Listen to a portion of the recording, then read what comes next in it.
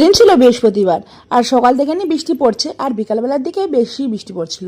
তো আমরা যে সময় জিমে যাব সেই সময়তে বৃষ্টি পড়ছিল, তো যাওয়া হবে না বলে ক্যান্সেল হয়ে গেছিলো।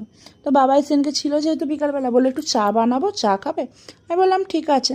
তো তারপর যাই না কি মনে হলো যে বৃষ্টিটা থেমে গেছে 6টার দিক করে, তো ঘুরেই আসি জিম থেকে, ঘরে বসে থেকে কী করব।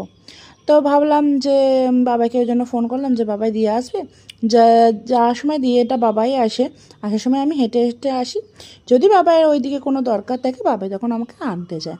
তো এখন ওই জন্য বেরিয়ে পড়েছি, আর খুবই ভালো লাগছিল। ওয়েদারটা এতটাই সুন্দর ছিল, আর বৃষ্টিমুখর দিনের ওয়েদারটা এসে একটা মাটি ভেজা গন্ধ ছাটে না, ওটা খুব ভালো লাগে। তো জিমে ফাইনালি এসে গেছি, এসে আর কি ট্রেডমিলে হাঁটছি।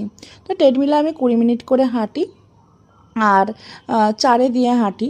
সেটা বলেই দিচ্ছি, কারণ অনেকের অনেক রকমের বক্তব্য আছে আমার এই ওয়ার্কআউট নিয়ে বলো, আমার ডায়েট চার্ট নিয়ে বলো। তো আমার যে ট্রেনার আছে সে এখনও দেয়নি ডায়েট চার্ট। আমি আমার মতো করে এখন আপাতত চেষ্টা করছি সব কিছু করার।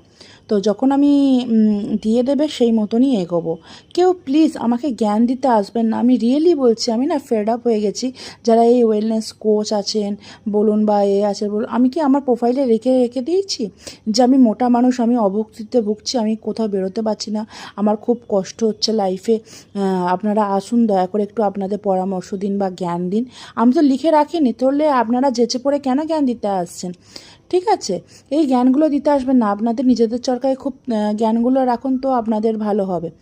তো দেখো, আমি এই কয়েকদিন হলো যেহেতু আমি এই মাসের মে মাসের 15 তারিখ থেকে জিমে ভর্তি হয়েছি, তো যতটুকু পেরেছি করছি, চেষ্টা করছি। এখনই আমাকে কেউ বলো না তোমার এইগুলো ঠিক হচ্ছে না, সেইগুলো ঠিক হচ্ছে না। সেদিনকে আমাদের ট্রেনারও আসেনি, আমাদের ট্রেনার যে ওয়ার্কআউটগুলো বা যেগুলো দেখিয়ে দিয়েছে আমি সেগুলোই করবার চেষ্টা করেছি।